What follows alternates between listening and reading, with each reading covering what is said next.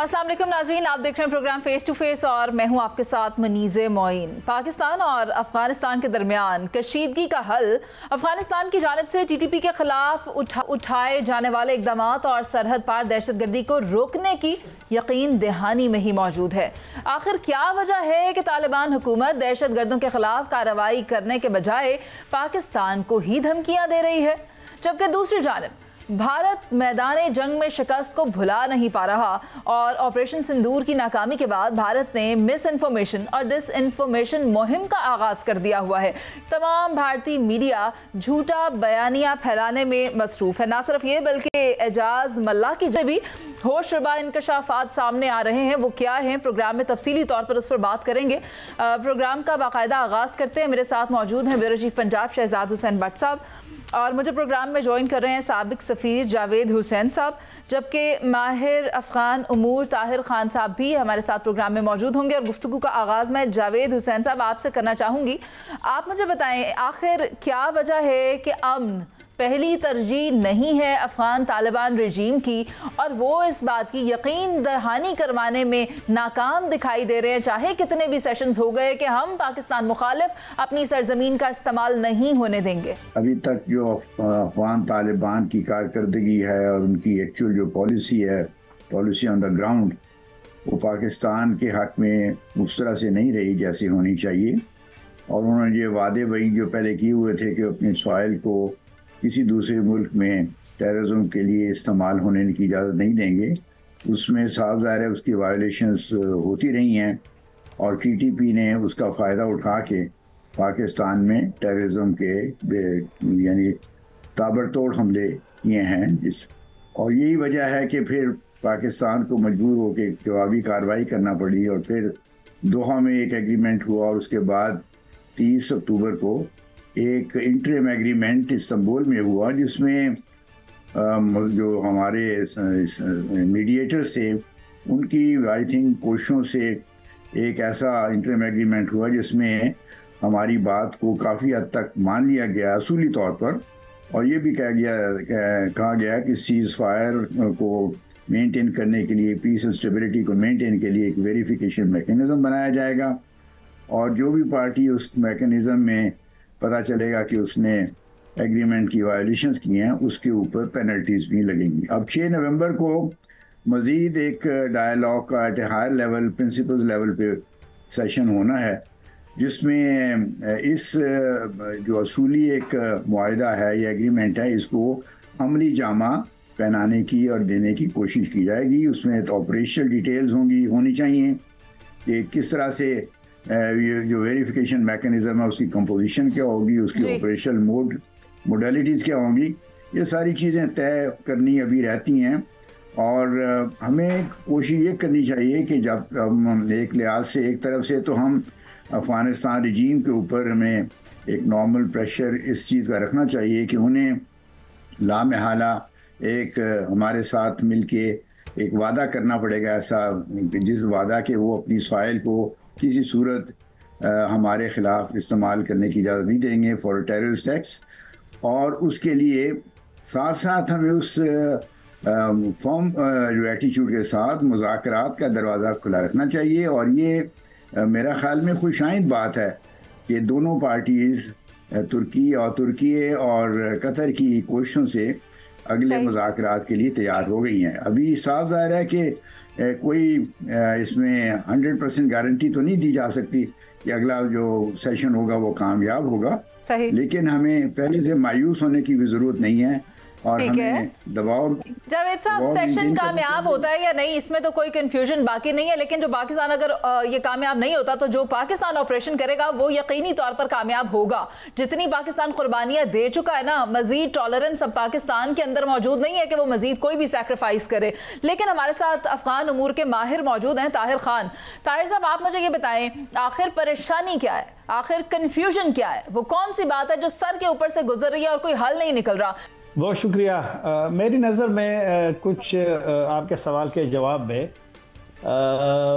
पाकिस्तानी जो कलदम ग्रुप्स है जो पाकिस्तान रियासत के ख़िलाफ़ लड़ते हैं उनका जो माजी है जब से अफ़गानिस्तान में तालिबान तहरीक बनी है 1994 से, मुल्ला उमर जब बनाई थी, तो उस वक्त से पाकिस्तान में यहाँ पर उस वक्त पाकिस्तानी सरहद ये ओपन थी। फिर तालिबान वहाँ बनने के बाद फिर कुछ असर यहाँ पर जो पहले से पाकिस्तान के जो कबायली अजला है या खैबर पख्तूनख्वा है, उस पर एक असर उनका था। तो फिर जब अमरीकियों ने तालिबान हुकूमत ख़त्म कर दी तो जो अफ़गान तालिबान थे उस वक्त आपकी बाढ़ नहीं थी, आपके बॉर्डर बिल्कुल ओपन थे, तो वो लोग यहाँ गए। तो एक पुराना इनके साथ ताल्लुक़ है। और जब ये कलदम TTP बनी थी 2007 में, तो उस वक्त से आज तक ये अफ़गान तालिबान के अमीर को अपना अमीर समझते हैं। ये तो हो गया थोड़ा सा, इसलिए मैंने मुख्तसर बताया, आपने कहा कि मसला क्या है। लेकिन एक बात है कि अफ़गान तालिबान अभी एक ग्रुप नहीं है लड़ने वाला, और वो हुकूमत में है। 34 सूबे हैं अफ़गानिस्तान के, तकरीबन 4 करोड़ की आबादी है। इतने बड़े मुल्क है जिसके कई ममालिक के साथ सरहदें हैं, और अफ़गानिस्तान के तालिबान का मुकम्मल कंट्रोल है। और जो पिछली हुकूमत थी 96 से 2001 तक, उसमें पंजशेर उसके बाद कोई भी हुकूमत हो, उनकी जिम्मेदारी बनती है अफ़गानिस्तान की। जिम्मेदारी पूरी करते होते तो और क्या ही चाहिए था? ट्रेड या टेररिज्म? परेशानी क्या है? नहीं, ट्रेड देखो ना, उनको ट्रेड की ज़रूरत है, और पाकिस्तान उनके लिए सबसे ज़बरदस्त किस्म की मार्केट है। मैं आपको बताता हूँ कि इस साल के पिछले जो 7 महीने हैं उसमें पाकिस्तान के एक्सपोर्ट्स तो अफगानिस्तान को तकरीबन 33% इजाफा हुआ। उनके भी एक्सपोर्ट्स पाकिस्तान को 16% बढ़े हैं इसी मुद्दत में। दूसरी बात यह है कि अगर टापी गैस प्रोजेक्ट है, वो अफगानिस्तान से आएगा, अफगानिस्तान से वो ट्रांजिट फीस लेगा, ठीक है, हमें गैस चाहिए। और इस तरह कासा 1000 है जो बिजली का है, 2 सेंट्रल एशियन मुल्क से अफगानिस्तान के थ्रू आएगा, अफगानिस्तान का उनका भी ट्रांजिट फीस मिलेगा। फिर जनाब ये जो अभी जिसपे सितंबर में साइन हुए हैं उज्बेकिस्तान से जो रेल लाइन आएगी, तो लिहाजा उनके लिए फ़ायदा है और उनको ट्रेड को फोकस करना चाहिए, न कि जो पाकिस्तान के खदशात है और उसको जवाब नहीं देता। मेरे उनको सोचना पड़ेगा कि अफगान अवाम को 45 साल लड़ाई ख़त्म होने के बाद अफगानिस्तान में तरक्की होनी चाहिए, या जो आजकल उनकी पॉलिसी ये उनको फेवर करेगा। मसला तो सारा यहाँ पर ये है शहजाद हुसैन भट्ट साहब कि ये तिजारत के लिए सिर्फ पाकिस्तान पर इन्हसार नहीं कर रही है, बल्कि तो भारत की तरफ भी देख रहे हैं, उज्बेकिस्तान की तरफ भी देख रहे हैं और दीगर नेबरिंग कंट्रीज़ की तरफ भी देख रहे हैं। लेकिन ये समझना इनके लिए ज़रूरी है कि पाकिस्तान इनका नेबरिंग कंट्री और उसके साथ जो रवाबित होंगे वो भारत के साथ थोड़ी हो सकते हैं। लेकिन भट्ट साहब, आपने भी इस चीज़ को डीपली स्टडी किया है कि पाकिस्तान ने कितनी कुर्बानियाँ दी हैं, कितने शहदा ने अपनी जानों का नजराना पेश किया है इस जमीन को पुरअमन बनाने के लिए। आप वो मुझे बताएं। मुनीज़ा बिल्कुल दुरुस्त फरमा रही हैं। इस वक्त एक मुल्क दुश्मन तबका जो है वो हर्जा सराई कर रहा है और कह रहा है कि जनाब यहाँ पर पाकिस्तान के फौजी जो हैं, वो सिपाही जो हैं वो शहीद होते हैं, लेकिन उनको ये इल्म नहीं है शायद। आज मैं आपकी वसातत से उनको बताना चाहता हूँ कि पाकिस्तानी फ़ौज की कुर्बानियों की जो दास्तान है वो बेमिसाल है। अगर आप गौर करेंगी तो सिर्फ 10 माह में दहशत गर्दों से लड़ते हुए एक लेफ्टिनेंट कर्नल, 14 मेजर, 10-12 नहीं 14 मेजर और 9 कैप्टन समेत 30 से ज़ायद मेरे अफसरान जो है वो जामे शहादत नोश कर चुके हैं। यहाँ पर सिर्फ सिपाही नहीं, फौजी नहीं जाता, यहाँ पर बड़े रैंक के अफसरान भी जो है वो जामे शहादत नोश करते हैं अपने मुल्क की खातिर। लेकिन मुझसे ज़्यादा जो अफगानिस्तान को समझते हैं वो ताहिर खान साहब मुझसे बेहतर समझते हैं। लिहाजा मैं उनसे ये जानना चाहता हूँ कि ताहिर खान साहब, मेरी जो अफ़गानिस्तान के बारे में इंफॉर्मेशन है वो अफ़गानिस्तान के तालिबान रजीम में शामिल हक्कानी और कंधारी ग्रुपों में कुछ इख्तलाफात सामने आ गए हैं। और दूसरा, अगर आप गौर करेंगे तो शुमाली ताज में शामिल अहमद शाह मसूद के जो बेटे हैं और मरूफ रहनुमा रशीद दोस्तम, अगर रशीद दोस्तम की बात करें तो उन्होंने भी अपने हज़ारों जंगजुओं और को कह दिया है कि वो तैयार रहे।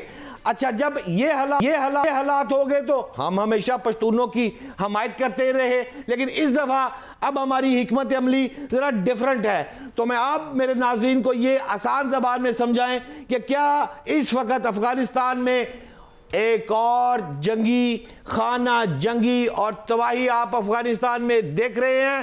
ताहिर साहब, मेरी नज़र में जिस तरह मैंने कहा कि अफ़गानिस्तान में 45 साल लड़ाइयाँ हुई हैं, और मैं अभी भी अफ़गानिस्तान गया था सितंबर में जहाँ ज़लज़ला आया था। आप यकीन कीजिए मुझे अफसोस मुझे हुआ कि जब पक्तिका में ज़लज़ला आया था 2022 में, मैं उस वक्त वहाँ भी गया था और वो भी बड़ा पेचीदा रास्ता था, ये भी था। लेकिन पक्तिका जाते हुए जितने मैंने वहाँ पे बैरूनी इमदाद उसमें ज़्यादा पाकिस्तान का भी था, और डॉक्टर हमारे गए थे वहाँ खौस में, स्पेशल उन्होंने कैंप बनाया था।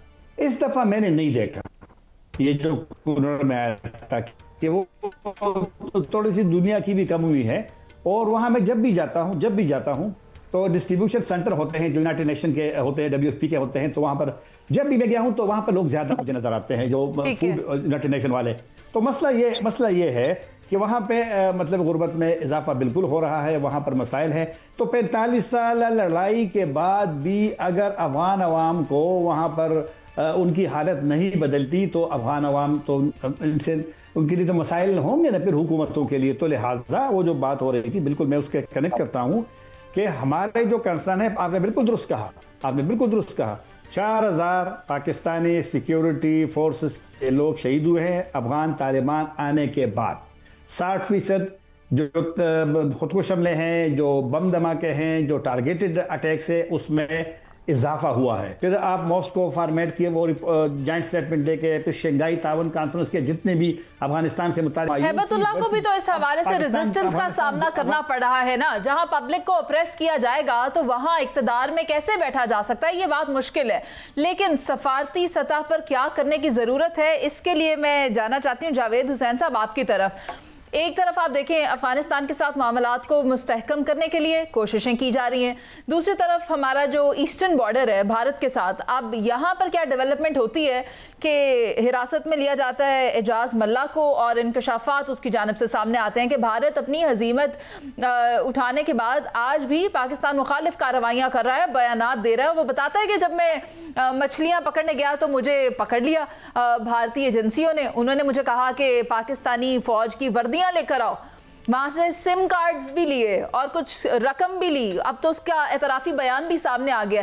पाकिस्तान इससे पहले भी कई बार भारत की इस तरह की दरअंदाजियां आलमी फोरम्स पर उठा चुका है, जिसमें अभिनंदन हो या महरंग के हवाले से भी आप जाफर एक्सप्रेस वाला इंसिडेंट देखें, उसको पहले से पता था कि क्या हो रहा है। तो फिर आपको क्या लगता है कि सफारती सतह पर पाकिस्तान को भारत के हवाले से क्या करने की जरूरत है कि ये आलमी तंजीमें भारत को जंजीर डालें, लगाम डालें, नकेल डालें कि वो ये सब ना करे पाकिस्तान मुखालिफ तरफ से जो हमारा एक लिहाज से अज़ली दुश्मन है, उससे इस किस्म की एक्टिविटीज़ की तवक्को तो रखी जा सकती है, उससे ख़तरा या खदशात हो सकते हैं। इसलिए कि भारत का रवैया माजी में भी ऐसा ही रहा है। अगर वो इस वक्त जो हरकतें कर रहे हैं तो वो कोई ज़्यादा हैरान कौन चीज़ नहीं है। हमें ये चीज़ याद रखनी चाहिए कि भारत के जो लॉन्ग टर्म स्ट्रेटेजिक गोल जो हैं वो है कि अपना इस इलाके में अपनी बालादस्ती कायम करना, और उस बालादस्ती को कायम करने के लिए वो पाकिस्तान को डिस्टेबलाइज करना चाहते हैं, इसको वीकन करना चाहते हैं। उसके लिए वो टेररिज्म को भी पाकिस्तान में यानी उस किस्म के वाक़यात को उसको सपोर्ट करेंगे। जैसे कलभूषण जाधव आपको याद होगा, जो इंडियन नेवल कमांडर था, उसको पाकिस्तानी बलूचिस्तान में पकड़ा गया और वो इसी किस्म की टेररिज्म को स्पॉन्सर करने में, ऑर्गेनाइज करने में मसरूफ़ था। अब वो TTP को भी इसी चीज़ के लिए इस्तेमाल कर रहे हैं। और बदकिस्मती से हमारे जो अफगान भाई हैं उनके कुछ ऐसे लोग जो मैं समझता हूँ कि अपने ठीक रास्ते से भटक गए हैं, वो हिंदुस्तान का एक आला कार बने हुए हैं। तो ये हमें एक इस चीज़ के लिए, इसको रोकने के लिए हमें एक तो सफारती सतह पे अपना जो अपनी एक्टिविटीज़ हैं अफ़गानिस्तान के साथ मामला को तय करने के लिए वो तेज़ तर करनी होगी। हमें दूसरे ममालिक जो इस्लामी ममालिक हैं उनकी तरफ से भी अफ़गान तालिबान पे एक सफारती प्रेशर डलवाने की ज़रूरत है।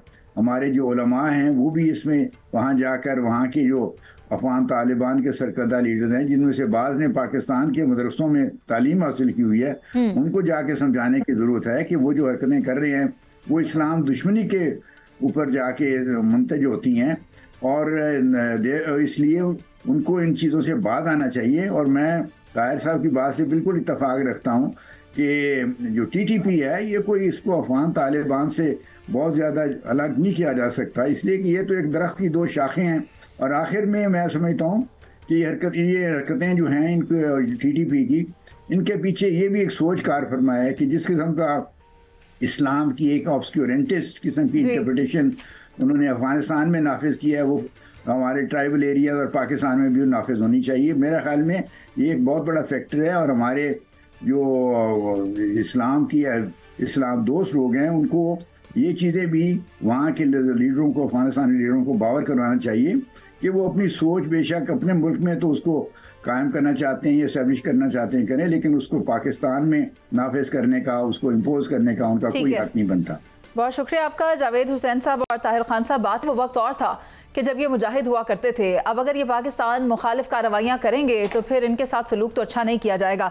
जहाँ तक बात है उसकी कुलभूषण यादव की, माहरन की, या फिर उस्मान काजी की, या हमारी तालीमी दरसगाहों में जिस तरह यहाँ पर पढ़ाया जा रहा है, मुल्क मुखालिफ कार्रवाइयाँ करने की तरगीब दी जा रही है, तो ये सिलसिला नहीं चलेगा। हर वो शख्स, हर वो क़ुव्वत, हर वो ताकत, हर वो मुल्क जो पाकिस्तान मुखालिफ चलेगा, उसको उसके मंतकी अंजाम तक पहुँचाया जाएगा और उसके लिए सफारती सतह पर कोशिशें की जा रही हैं पाकिस्तान की जानिब से। अभी एक ब्रेक पर चलते हैं, जिसके बाद वापस आएंगे और बात करेंगे दो बड़ों की बैठक के हवाले से। नाज़रीन, आप हमारे साथ मौजूद रहिएगा।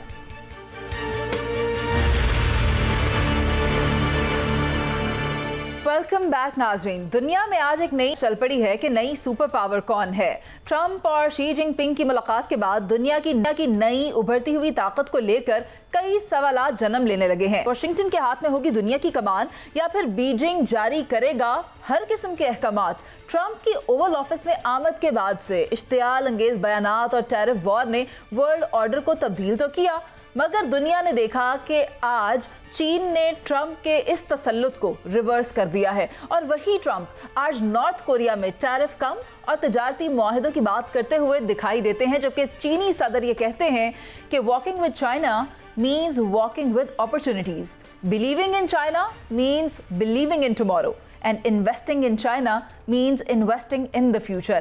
इसी सेगमेंट पर मेरे साथ मौजूद हैं air commodore retired Khalid Chishti साहब। तो आप ही से मैं चाहूँगी कि इस सेगमेंट का आगाज़ किया जाए। आप मुझे बताएं, आप क्या देखते हैं? एक तरफ हम देखते हैं आलमी मईशत है, दुनिया की ताकत है, तवाज़ुन में एक हलचल पैदा हो जाती है जब ये दो बड़े आकर बैठते हैं, मिलते हैं, बात होती है। अब ऐसे में आपको क्या लगता है कि ये मुलाकात एक नई तब्दीली की जानिब इशारा है? क्योंकि आप देखें, जब ट्रंप ओवल ऑफिस में आए तो उसके बाद क्या हुआ, और अब शी जिनपिंग की जानिब से ये जो स्टेटमेंट दिया गया है, ये जो मैंने पढ़ा है, तो आपको क्या लगता है कि ये क्या हो रहा है? एक नया वर्ल्ड ऑर्डर क़याम में आ रहा है? बहुत शुक्रिया मनीज़ा, आपने इनवाइट किया। ये डेफिनेटली एक ग्राउंड रियलिटीज़ की मेरा ख्याल है करेक्ट रियलाइजेशन है, क्योंकि दुनिया जानती है कि चाइना एक इकनॉमिक पावर बन चुका है, अमेरिका मिलिट्री और अदरवाइज़ इकनॉमिक पावर है, इसमें कोई शक नहीं है। लेकिन अगर ये साबित करने में ये दोनों मुल्क लग जाएं कि बड़ा कौन है और दूसरा छोटा है, तो शायद दुनिया बेहतर नहीं चल सकेगी। ये दुनिया के लिए, अमन के लिए भी अच्छा है, दुनिया के ट्रेड के लिए भी अच्छा है। आप अमेरिका जाकर देखें, कनाडा जाकर देखें, उधर हर चीज़ को उठा कर देखेंगे, मग से लेके, टीवी से लेके, टेबल से लेके, नीचे मेड इन चाइना लिखा होता है। चाइना की इतनी ज़्यादा इन्वॉल्वमेंट है उनकी। आपने नोट किया, अमेरिकन प्रेसिडेंट ने शुरू में थ्रेट करने की कोशिश की कि चाइना को टैरिफ की थ्रेट की, जैसे इंडिया को की, रशिया को की, लेकिन चाइना ने बेंड डाउन नहीं किया। और बेंड डाउन इसलिए नहीं किया कि चाइना को अपने स्टेक्स या अमेरिका के स्टेक्स जो चाइना के साथ हैं उसकी क्लैरिटी बड़ी शुरू से थी। इसी वजह से उन्होंने कॉम्प्रोमाइज़ नहीं किया कि उनका अमेरिका पर बिज़नेस ज़रूर डिपेंडेंट है, कि इस हद तक कि उसकी डिपेंडेंसी अमेरिका पर नहीं है जितनी अमेरिका की चाइना पर डिपेंडेंसी है। मुझे याद आता है एक दफ़ा प्रेसिडेंट ओबामा जब सदर थे तो उस एक मीटिंग में उनसे किसी ने गिला किया और ये कहा कि हम जो चीज़ बनाते हैं, जो इन्वेंशन करते हैं, जो नई चीज़ ईजाद करते हैं, वो हम चाइना को उसके प्रिंट्स या कोड्स दे देते हैं और उसकी डाइज और कास्टिंग दे देते हैं। उसके बाद चाइना मोबाइल से लेके, टीवी से लेके, इलेक्ट्रॉनिक्स से लेके हर चीज़ चाइना बनाना शुरू कर देता है। तो इस तरह तो हम रिसर्च करते जाते हैं और वो एक प्रोडक्शन करके इकॉनमी में स्ट्रांग होते जा रहे हैं। तो अमेरिकन प्रेसिडेंट ने बहुत अच्छी बात कही थी। ओबामा ने कहा था कि हम इन्वेंशन से अपनी इतनी ज़्यादा लीड रखते हैं और इस तरह हम चाइना को अपने ऊपर इतना डिपेंडेंट रखते हैं कि ये काम जो हम उसको दे रहे हैं ये कोई भी कर सकता है, जो काम हम कर रहे हैं वो चाइना नहीं कर सकता, यानी इन्वेंशन का। तो आप विजुलाइज़ करें कि उनकी विजन ये थी कि हम इन्वेंट करेंगे, हम नए तरीके ईजाद करेंगे, हम ऐसी चीज़ ईजाद करेंगे जो दुनिया के पास ना हो और चाइना को उसकी मैस प्रोडक्शन के लिए दे देंगे। लेकिन चाइना ने भी उसका भरपूर फ़ायदा उठाया, उसने मैस प्रोडक्शन की और ज़्यादा ज़ाहिर है उन्हीं मुल्कों को अपनी चीज़ें सेल की या ट्रेड किया। बहुत ज़्यादा ट्रेड है डिपेंडेंट अमेरिका का इस वक्त, ये बहुत अच्छी एक एलिमेंट ऑफ रियलाइजेशन है। और आपने प्रेसिडेंट ट्रंप का मूड अभी देख ही लिया है, वो पहले थ्रेट करते हैं और ना थ्रेट जब काम करे तो फिर वो कॉम्प्रोमाइज़ की तरफ चले जाते हैं और उसको वैल्यू करनी शुरू कर देते हैं। तो ये एक उसी का कंटिन्यूएशन मुझे लगती है और आने वाले वक्तों में मुझे लगता है कि इकॉनमी दुनिया की ओवरऑल भी एक बेहतरी इसलिए आएगी जब दो फोर्सेस टेरफ वॉर में चली जाती हैं, कन्फ्रंटेशन में चली जाती हैं। वो दुनिया के लिए ना इकोनॉमिकली अच्छा होता है, ना एक ओवरऑल पीस के लिए अच्छा होता है। काबिल-ए-एहतराम एयर कमांडोर साहब, आप GNN तशरीफ़ लाए, GNN का विज़िट किया और प्रोग्राम में भी बैठे, लाइव स्टूडियो में बैठे, हम आपके बहुत मशकूर हैं। जानना आपसे ये चाहते हैं कि चीनी खारजा पॉलिसी के माहिर जो हैं विक्टर गाओ, उनके मुताबिक जो J-10C तैयारों की बात की है, उनकी कारकर्दगी की बात की है, यूरोप और रशिया सबने पीछे छोड़ दिया है। मैं आपसे ये जानना चाहता हूँ कि पाकिस्तान को जदीद तरीन मिसाइल जो एमरा अब अमेरिका जो है वो भी दे रहा है, और क्या पाकिस्तान को F-16 के जो नए ब्लॉक है 70 और 72 वो मिलने का इम्कान है? पाकिस्तान इसकी ख्वाहिश रखता है, और अगर रखता है तो क्या इन नए ब्लॉक 70 और 72 जो है F-16 वाले, आपके पास तो J-10C है ऑलरेडी, आप इसका कंपैरिजन कैसे करेंगे और पाकिस्तान क्या ख्वाहिशमंद है? एयर कमांडोर साहब जी साहब, ये देखिए, थोड़ा सा मैं फिर तारीख की तरफ फ्लैशबैक करके इसका जवाब बेहतर दे पाऊंगा कि जब 2019 का वाक़या हुआ था अभिनंदन वाला, तो हमारे पास जब F-16 थे और F-17 थंडर थे, उनकी मिसाइल्स की रेंज तकरीबन 70 किलोमीटर के करीब थी। और 70 किलोमीटर का मतलब ये है कि हमारी रेंज इंडिया के पास जो उस वक्त मिराज 2000 और बाकी जहाज़ थे Su-30 उनसे बेहतर थी। लेकिन इंडिया ने 2019 के बाद फ़ौरन बाद ऑर्डर किया, और जो ऑर्डर किया हुआ था उनको मिलना शुरू हो गया 20 और 21 में, और वो उन्होंने राफेल जहाज़ का किया। उस जहाज़ के मिसाइल की रेंज तकरीबन 150 किलोमीटर है। 150 किलोमीटर जब उनकी रेंज हो गई तो हम एक जिसको कहते हैं डेफिसिट में चले गए, ऑलमोस्ट हाफ द डिस्टेंस, जिसका मतलब अगर हमारे मिसाइल की रेंज 70 है तो उनकी 150 से ज़्यादा है, तो हमारा एक डिसएडवांटेजेस हो गया। खुदा न खास्ता अगर उन दिनों में जंग होती तो इंडिया को बहुत बड़ा एडवांटेज होता। इसी वजह से मौजूदा air chief marshal Zaheer Ahmed Babar Sidhu जो पाक फ़िज़ाए के अब सरबराह हैं, इन्होंने 2021 मार्च में कमान संभालते ही सबसे पहले ये गैप फिल करने का सोचा, इंटेलिजेंस के जरिए। एग्जैक्टली। और इसी जहाज़ को जो J-10C की बात करें, इसको इंडक्ट करने की सबसे बड़ी इंस्पिरेशन पाक फ़िज़ाइया की ये थी कि इस जहाज़ में जो मिसाइल लगता है PL-15, उसकी रेंज जो है तकरीबन PL-15 की 50 किलोमीटर के से ज़्यादा है जो राफेल पर मेटियोर लगता है। तो हमें एडवांटेज हो गई, जिसको हमें कन्वर्ट किया इनटू वैल्यू मई 2025 में आपने देखा। सर साथ ही साथ जहां आप राफेल की बात कर रहे हैं, तो वो तो ये समझते थे कि हमें इसका कुछ पता नहीं, और हम तो ऑलरेडी इस पर ट्रेनिंग कर चुके हुए थे। जो उनकी महारत थी वो तो हमारे पास थी, हालांकि हमारे पास राफेल भी नहीं है। जी, राफेल तो उन्होंने 2020-21 से लेने शुरू कर दिए थे, और हमें तो 2022 में मिले हैं। ऑलमोस्ट हमें कोई 3.5 साल से राफेल हम J-10 उड़ा रहे हैं, और वो तकरीबन 5.25 साल से जहाज़ उड़ा रहे हैं। जो बट साहब पूछ रहे थे कि F-16 का अपग्रेडेशन का, हमारे पास अल्हम्दुलिल्लाह तकरीबन 75 के करीब F-16 हैं, और वो मिक्स हैं। कुछ बहुत ओरिजिनल वाले हैं जो 83 में हमने लिए थे, वो अपग्रेड हुए, और उसके बाद की वर्जन भी हमारे पास है। लेकिन इसमें कोई शक नहीं है कि F-16 पर इस वक्त जो मिसाइल लगते हैं वो तकरीबन 70 किलोमीटर उनकी रेंज है, जो अभी भी राफेल से हाफ के करीब है। इस जंग में भी F-16 शामिल थे, लेकिन रेंज कम होने की वजह से वो उनको अपॉर्चुनिटीज़ नहीं मिली जो J-10C को मिली। एक बार ये मैं कंफर्म कर सकता हूँ, क्योंकि मैं अभी रिसेंटली पाक फ़िज़ाइया के हेडक्वार्टर से होकर आया हूँ, और मैं काफ़ी डिस्कशन मेरी हुई फ्यूचर प्लान्स के बारे में। मैं जानना चाहता था as a student of strategy, और उनकी मेहरबानी कि उन्होंने मेरे पर ट्रस्ट किया। ये मैं इतना शेयर कर सकता हूँ कि हम इंगेज हैं अमेरिका के साथ भी और चाइना के साथ भी। अभी हम इंगेज किस वजह से हैं? वो इसलिए कि हम फ्यूचरिस्टिक वॉर लड़ना चाहते हैं, फ्यूचरिस्टिक अपनी कैपेबिलिटी बिल्ड करना चाहते हैं, जैसे J-10C की हमने की थी। इस वक्त हम दोनों मुल्कों से जो बेस्ट ऑफ बेस्ट हमारा वैक्यूम होगा, गैप होगा टेक्नोलॉजी का, हम वो लेंगे, जिसमें डेफिनेटली हमारी ख्वाहिश है कि AMRAAM जो लॉन्ग रेंज है मिसाइल वो हमें मिले, क्योंकि F-16 की ज़ाहिर है कैपेबिलिटी बहुत है। ये लेजेंड एयरक्राफ्ट है, हमारे 43 सालों से ऑलमोस्ट इसने सर्विस दिया हमें, तो ये बहुत ज़बरदस्त जहाज़ है। हमारे पायलट्स बहुत सीजनड है इस पर, इसमें कोई शक नहीं है। और अगर इस पर मिसाइल और अच्छे लग जाएँ जो लेटेस्ट टेक्नोलॉजी के हैं, तकरीबन 125 के करीब किलोमीटर रेंज है उनकी, अगर वो लग जाएँ तो ये और ज़्यादा लीथल हो जाए। खालिद साहब, भट्ट साहब भी बड़ी कीन ऑब्जर्वेशन के साथ आजकल जो मिसाइल टेक्नोलॉजी है और ये जो आर्टिलरी है, मिलिट्री माइट है, इसको स्टडी करते हैं, और हमारे साथ जब इन्फॉर्मेशन शेयर करते हैं तो हम भी दंग रह जाते हैं। ऐसे में आपको क्या लगता है, ये जो मुआहिदा भारत और अमेरिका के दरमियान हुआ है, दिफाई मुआहिदा, तो क्या ये कोई खौफ था कि चाइना पाकिस्तान के साथ है तो इसलिए अमेरिका ने भारत का साथ देने का सोचा है? आपको क्या लगता है? मरीज़े थ्रू आउट जब हम सेलिब्रेट कर रहे थे अपनी विक्ट्री को, और फिर बाद में जो अमेरिका ने हमें सपोर्ट किया और हमें लगता था कि अमेरिका हमारी तरफ टिल्ट हो गया, और ख़ास तौर पर प्रेसिडेंट अमेरिका की जो आशीर्वाद रही और वो जिस तरह नाराज़ नज़र आते थे इंडियन प्राइम मिनिस्टर के साथ, मेरे लिए वो हैरान कुन था।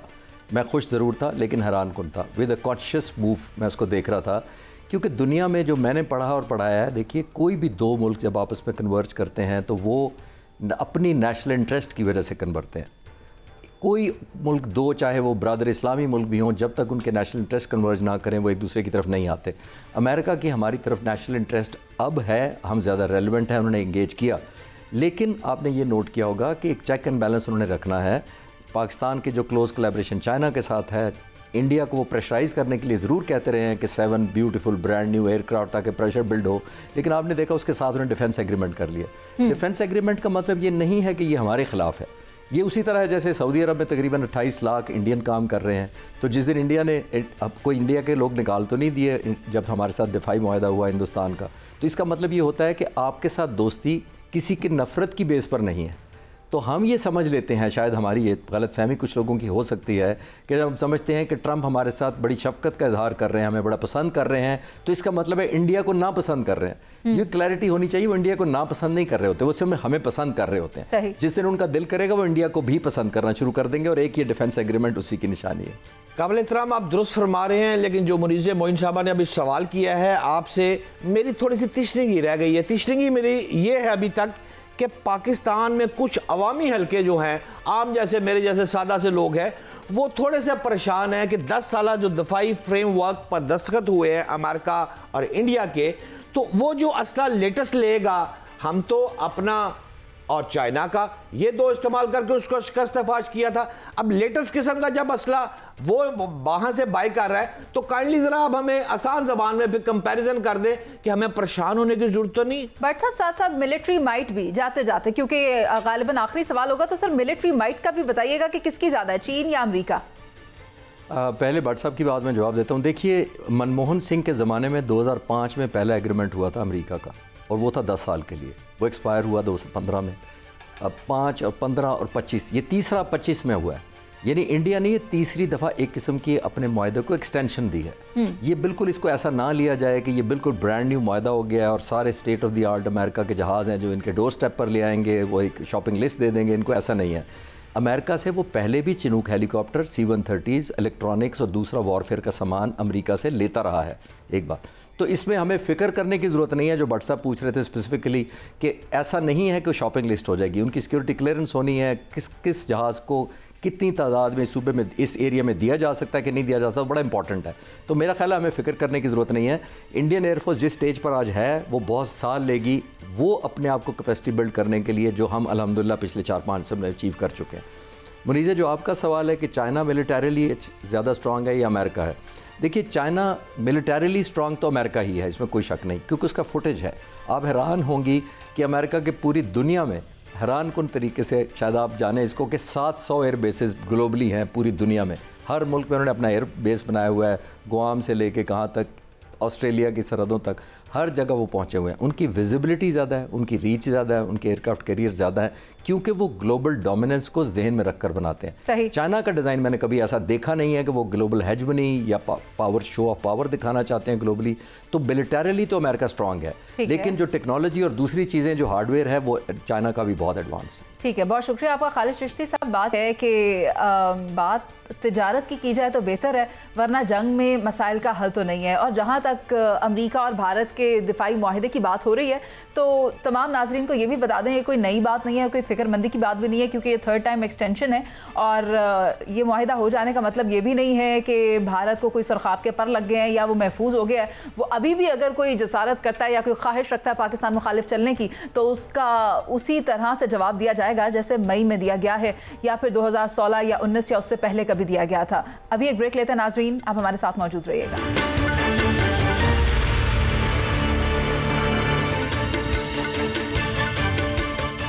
वेलकम बैक नाजरीन। 27वीं आईनी तरमीम के हवाले से माजी में बहुत बाज़गश सुनाई दी और उस पर हमने देखा कि कई सियासी जमातें एतराज़ करती हुई भी दिखाई दी कि 27वीं आईनी तरमीम होगी या नहीं होगी। लेकिन अब बात यह है कि गुज़श्ता रोज़ सेनेटर कामरान मुर्तज़ा साहब की जानिब से एक निजी TV प्रोग्राम में इस हवाले से बात की गई और वो कहते हैं कि जो चीज़ें हमने मुस्तरद की थी अब वो 27वीं आईनी तरमीम की शक्ल में उनको लाया जा रहा है। तो कामरान साहब भी हमारे साथ मौजूद हैं, मैं चाहूँगी उन्हीं से जान लें कि आखिर वो क्या कहना चाह रहे हैं। अस्सलाम वालेकुम कामरान साहब, कैसे हैं आप? खैरियत से हैं? वालेकुम अस्सलाम, खैरियत से, आप ठीक है? जी, मुझे बताएं कि खदशात क्या हैं। एक बार फिर से 27वीं आईनी तरमीम की बात हो रही है, आपके पास कोई खबर है? वो कौन से कंसर्न्स थे आपके जो माजी में आप कह रहे हैं कि उनके ऊपर बात हो चुकी थी लेकिन अब फिर से उनको दोहराया जा रहा है, वो क्या है मामला? 26वीं तरमीम में जो चीजें रिजेक्ट की गई थी, जो निकाल दी गई थी पार्टियों ने, पीपल्स पार्टी भी उसमें शामिल थी, JUI जाहिर है उसमें थी, और नून ने भी उस पर एग्री किया था। अब वो शुनीत ये है कि 3 के लगभग कोई इजलास बुलवाया जा रहा है और उसमें कोई जल्दी भी है गवर्नमेंट को, और वो तरमीम जो है ना वो उसमें ये बातें जो उसमें रह गई हैं कुछ 18th अमेंडमेंट के हवाले से, उसको रोल बैक करने के हवाले से और कुछ मजीद ये चीजें लाई जा रही हैं।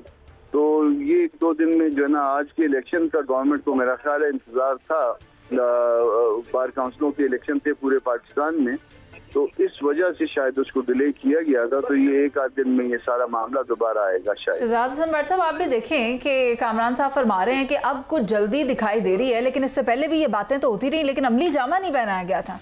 दुरुस्त कह रही है मुनीज़े, 27वीं आईनी तरमीम की हुकूमत को बहुत जल्दी है। हाँ, ये बात कामरान साहब ने दुरुस्त फरमाई है, और इसकी तैयारी तो 26वीं आईनी तरमीम के बाद ही शुरू हो गई थी। जैसे अभी सेनेटर कामरान मुर्तज़ा साहब ने कहा कि कुछ चीज़ें रह गई थी, लेकिन मैं तबसरा करने के बजाय कामरान मुर्तज़ा साहब वो कौन सी चीज़ें थी जो रह गई थी? रह नहीं गई थी, निकाल दी गई थी, हमने निकलवाई थी, जिसमें मिलिट्री कोड था, जिसमें आर्टिकल 199 का जो स्कोप था, जिसमें हाई कोर्ट्स के इख्तियारात थे, उसको कम करने जा रहे थे, वो रह गई थी, उसको दोबारा लाना चाह रहे हैं। आर्टिकल 200 में जो जजेस की ट्रांसफर, हाई कोर्ट के जजेस की ट्रांसफर, इस हवाले से जो ना हमने अपोज किया था उसको सख्ती के साथ, वो लाना चाह रहे हैं। जजेस की एज के हवाले से 68 उसमें प्रपोजल था, हमने अपोज किया था, अब वो दोबारा लाना चाह रहे हैं। तो इसमें बहुत सी चीजें, आप असल शक्ल तो उस वक्त आएगी जब आपको ब्लैक एंड व्हाइट में चीजें मिलेंगी, मगर जो है ना ये सुना जा रहा है कि ये सारी चीजें जो है ना सब वापस लाने की कोशिश की जा रही है, और इजलास भी जो है ना वो 1-2-4 दिन के अंदर होगा। कामरान साहब, ये बताइए कि क्या मामला सिर्फ जुडिशल फ्रेमवर्क के हवाले से ही कंसर्निंग है, या फिर उसके अलावा सूबों की तकसीम और नए सूबों की तामीर के हवाले से भी बात होगी? सूबों के हवाले से भी कोई बात सुनने में आ रही है। अब मैं कंफर्म ये बात नहीं कर सकता। आप फर्ज करिए कि मैं कहता हूँ कि सोमवार को ला रहे हैं, ये सोमवार छोड़ दें, अब इसके बाद मंगल को ले आए, तो ये भी मुमकिन है। सूबों के हवाले से बात यकीनन उसमें है। अच्छा, सूबों के इख्तियारात कम करने के हवाले से बात उसमें है शायद। तो ये चीजें हैं, मगर ये सब कुछ ब्लैक एंड व्हाइट में जब सामने आ जाएगा फिर उसके बाद जो है ना, कामरान साहब, जब आपके पास मुसद्दका मामलात की खबर ही नहीं थी, तो फिर आप ये क्यों कह रहे हैं कि 3 तारीख को ब्लैक एंड व्हाइट में पेश कर दिया जाएगा? मुझे नहीं पता कि उसके अंदर सूबों की बात होगी या नहीं होगी, या फिर आप सिर्फ जुडिशल फ्रेमवर्क के हवाले से बताना चाह रहे थे कि इसके ऊपर काम ना करना, हमने पहले भी निकलवा दिया था। मसला क्या था, जरूरत क्या पेश आई ये बात करने की, जब हतमी तौर पर हमारे पास कंफर्म्ड इंफॉर्मेशन ही नहीं है इस बारे में? देखिए, कंफर्म किसी हद तक तो होती है ना, किसी हद तक तो कंफर्म होती है, मगर उसको फिर स्टिल जो है ना वो चूंकि वो प्रोसेस में है, मामलात जो प्रोसेस में होते हैं उसमें स्टिल जो है ना वो कोई चीज ऊपर नीचे की जा सकती है। तो फिर आप ये कहें कि जी आपने ये कहा था मगर उसके अंदर से ये निकल गया, जैसे 26 अमेंडमेंट में 58 क्लासेस थे, बाद में रहते रहते जो है ना वो गवर्नमेंट के 20 क्लासेस रह गए, वो भी डाइल्यूट होके। तो ये सारा कुछ जो है ना ये साथ चलता है। 20 क्लासेस में उसके बाद 1 क्लास जो है ना एनवायरनमेंट के हवाले से आया, 5 क्लास हमारे हवाले से आए। तो ये सारा कुछ जो है ना ये जब चीजें तैयार हो रही होती है तो ये सारे मामला इस तरह से चलते हैं। ये आप समझिए कि ये तकरीबन कंफर्म है कि सोमवार के आसपास जो है ये अमेंडमेंट आ रही है। कामरान साहब, आप दुरुस्त फरमा रहे हैं, सोमवार के आसपास, और हमारी जो जाती इंफॉर्मेशन है बतौर रिपोर्टर, 27वीं आईनी तरमीम इस तरह आ रही है कि जिससे मुल्क का बिल्कुल निज़ाम और ढांचा जो है वही चेंज होने जा रहा है। आपसे ये जानना चाहता हूँ इससे थोड़ा सा आगे चलकर कि आपके पास पीटीआई का एक वफ्द भी मौलाना फजल रहमान को फवाद चौधरी और शाह महमूद कुरैशी मिलने आ रहे हैं, वो भी आपसे हेल्प चाह रहे हैं। और आप जिस कद काठ के लोग हैं मौलाना फजल रहमान साहब और आपकी पार्टी, वो तो ये मसाइल को पाकिस्तान को हल करने में इस वक्त क्या कर रही है? जी सर। जो दोस्त आ रहे हैं उनको सर आंखों के ऊपर मसला ये है कि एक दफ़ा चीज़ें ब्लैक एंड वाइट में आ जाएं, शेयर हो जाएं, फिर हम इस पे अपना व्यू पॉइंट देने में ज़्यादा जो है ना बेहतर तौर पे आज़ाद भी होंगे। फिर जो मिलने के लिए आ रहे हैं, जाहिर है कोई एक तो मिलने के लिए नहीं आएगा, एक से ज़्यादा लोग आएंगे, अलग अलग पार्टियां आएंगी। फिर उसके बाद करना क्या है, ये पार्टी में बैठ के डिसाइड करेंगे और फिर उसके आपको जो है एतमाद में भी लेंगे।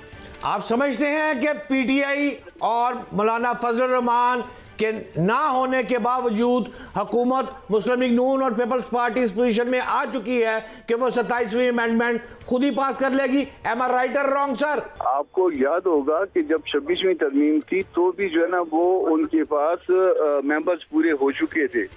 वो सिर्फ बात सवाल जो है ना वो बाकी जो रह गया था वो लेजिटिमेसी का रह गया था, क्योंकि उन्होंने पीटीआई के मेंबर्स जो है वो तकरीबन 13 थे तादाद में, वो उन्होंने बंदोबस्त उनका कर लिया हुआ था। तो अब हम कोशिश करेंगे जितना इसको जो है वो या अपोज कर सके या दुरुस्त करवा सके, मगर एक दफ़ा ब्लैक एंड वाइट में चीज़ों को सामने आने दीजिए ताकि वो पार्टी का वर्जन, एक मेरा ज़ाती वर्जन हो सकता है मगर पार्टी का वर्जन भी फिर आपके सामने रखेंगे। ठीक है, बहुत शुक्रिया आपका। सेनेटर कामरान मुर्तज़ा साहब मौजूद थे और उनका यही कहना था कि ये मेरा वर्जन है, लेकिन जमात का जो वर्जन है वो आने वाले वक्तों में ही सामने आएगा और उम्मीद ये की जा रही है कि जो ड्राफ्ट है वो पीर के रोज़ गालिबन पेश कर दिया जाएगा। तो फिर देखते हैं इसके ऊपर क्या पेशरफ्त होती है। और उसके साथ ही नाज़रीन, मुझे और शहजाद हुसैन भट्ट साहब को इजाज़त दीजिए, प्रोग्राम का वक्त ख़त्म हो गया है। अल्लाह निगहबान।